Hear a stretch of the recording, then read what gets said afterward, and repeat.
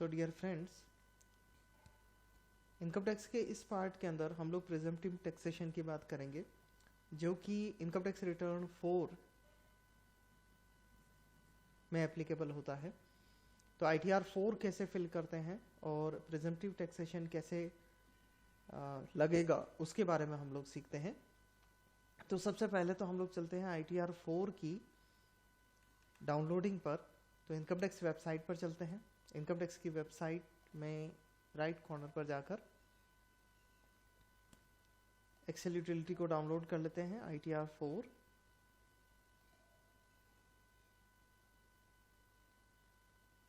जिस फोल्डर में डाउनलोड हुआ है हम लोग वहां पर चलते हैं।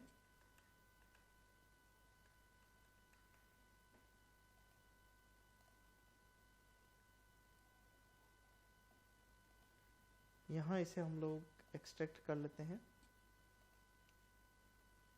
याद रखिए जिप फाइल में आप लोग काम नहीं करें। अगर एक्सेल फाइल आप बना रहे हैं, सेव कर रहे हैं, तो उसको एक्सट्रैक्ट कर लीजिए। अब जो फोल्डर बनेगा हम लोग उसमें काम कर पाएंगे। तो जब तक ये डाउनलोड होके एक्सट्रैक्ट होता है तब तक हम लोग चलते हैं हमारे कंटेंट पर। हम लोग जो बात करने वाले हैं वो है 3 सेक्शन 44AD, 44AE, 44ADA। तीनों प्रिजम्पटिव टैक्सेशन से रिलेटेड हैं। तो चलिए डिस्कस करते हैं। Special provision regarding section 44AD for computing profits and gains for any business other than covered in 44AE। AE में हम लोग बेसिकली गुड्स कैरिजेस वालों की बात करेंगे। तो गुड्स ट्रांसपोर्ट के अलावा जो अदर बिजनेसेस हैं वो इस 44AD में कवर हो सकते हैं। सबसे पहले याद रखिए एलिजिबल असेसी होना चाहिए। डेफिनेशन हम लोग अभी बात करेंगे। एलिजिबल बिजनेस होना चाहिए। और तीसरी जो कंडीशन है, अगर दोनों एलिजिबल भी हो गया, एसएससी भी है और एलिजिबल बिजनेस भी है, तो उसे टोटल टर्नओवर या ग्रोस रिसिप्ट का जो नेट प्रॉफिट बताना है वो 8% से ज्यादा इनकम के रूप में बताना है। तो अगर प्रीवियस ईयर के अंदर टोटल टर्नओवर और ग्रोस रिसिप्ट का 8% या 8% से ज्यादा कोई क्लेम करता है तो वो इस स्कीम का यूज कर सकता है। तो याद रखिए 8% या 8% से ज्यादा, sum higher than the aforesaid amount, shall be deemed to be the profit and gains of such business chargeable to tax under the chapter profits and gains of business and profession। लेकिन इस 8% का एक प्रोविसो दिया गया है, 44AD bracket 1 का प्रोविसो, जो ये बोलता है कि यदि आपने जो टर्नओवर किया है टोटल टर्नओवर या ग्रोस रिसिप्ट में कुछ पार्ट या पूरा पार्ट अकाउंट पे चेक के थ्रू किया है या अकाउंट पे बैंक ड्राफ्ट के थ्रू, बैंकिंग चैनल के थ्रू अगर पैसा आया है, सेल हुई है, use of electronic clearing system through bank account, आपने पेटीएम, फोन पे या अदर कोई भी गूगल पे या कोई भी मोड ऐसा ट्रांसफर किया है जिससे ऑनलाइन बैंकिंग चैनल से वो अमाउंट, सेल का अमाउंट आपका ट्रांसफर हुआ है through such other electronic mode as may be prescribed, तो फिर आप 8% प्रिजम्पशन की जगह 6% प्रिजम्पशन पे जा सकते हैं। कब जा सकते हैं? यदि जो सेल आपकी हुई है वो अकाउंट पे चेक या अकाउंट पे बैंक ड्राफ्ट या इलेक्ट्रॉनिक क्लियरिंग सिस्टम के माध्यम से हुआ हो। तो नेक्स्ट पार्ट पे चलते हैं। एलिजिबल असेसी के मीन्स पर चलते हैं। एलिजिबल असेसी का मीन्स जो है वो है एक इंडिविजुअल, हिंदू अविभाजित परिवार, एक पार्टनरशिप फर्म, लेकिन उस पार्टनरशिप फर्म में लिमिटेड लायबिलिटी पार्टनरशिप फर्म शामिल नहीं है। तो इंडिविजुअल होना चाहिए, HUF एप्लीकेबल है, पार्टनरशिप के लिए एप्लीकेबल है, रेजिडेंट होना कंपलसरी है, लिमिटेड लायबिलिटी पार्टनरशिप शामिल इसमें नहीं है। तो रेजिडेंट होना जरूरी है।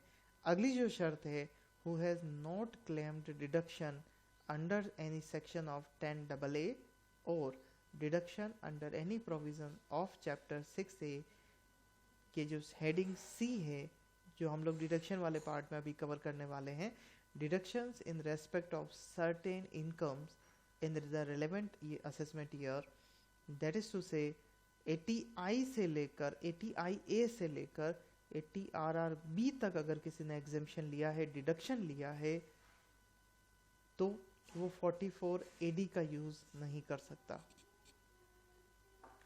इसके बाद एलिजिबल बिजनेस के मीन्स पर आते हैं। एलिजिबल बिजनेस जो है उसका मीनिंग है, जस्ट मिनट,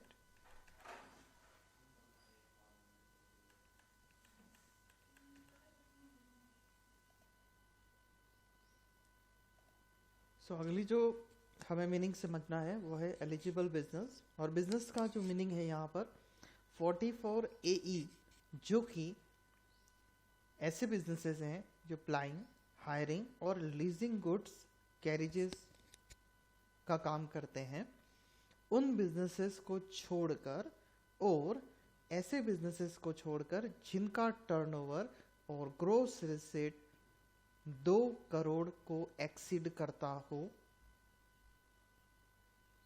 एक्सीड नहीं करता हो, वो एलिजिबल बिजनेस की डेफिनेशन में आते हैं।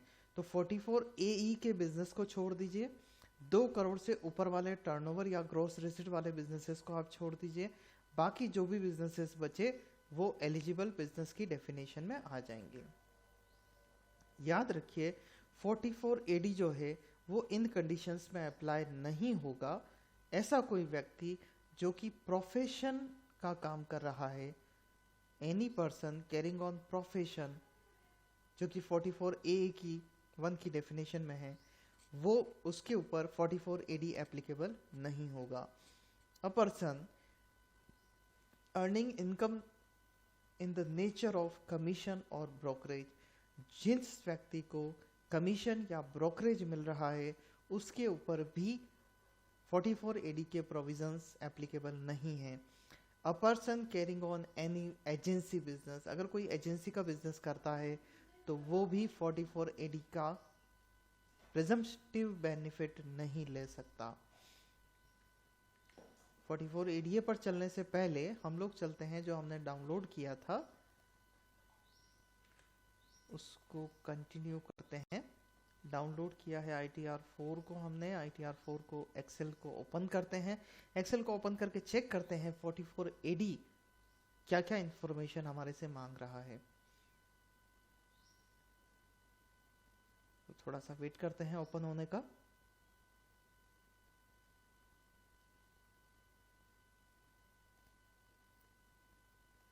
चलिए एक्सेल फाइल ओपन हो चुकी है।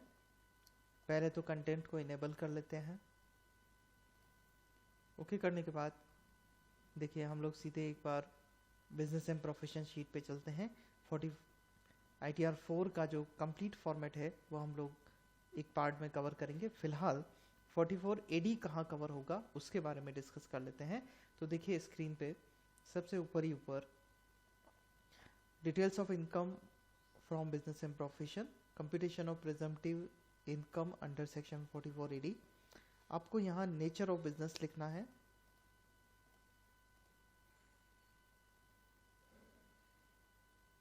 एग्जाम्पल के लिए आप रिटेल वर्क कर रहे हैं तो रिटेल लिखिए, या होलसेल का वर्क कर रहे हैं तो होलसेल लिखिए।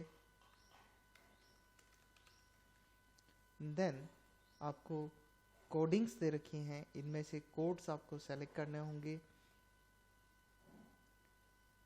तो अगर रिटेल बिजनेस आप लोग देखेंगे तो 9000 की लिस्ट में है। 9000 retail sale of other goods, retail sale of textile apparels. इसके बारे में हम लोग जो साइट से अवेलेबल है लिस्ट उससे डिस्कस करेंगे, ज़्यादा अच्छा रहेगा। अभी मैं एक बार अदर हाउस होल्ड सेलेक्ट कर लेता हूँ आपको समझाने के लिए। एंड देन डिस्क्रिप्शन में आप अपना उसका नाम लिख सकते हैं बिजनेस का।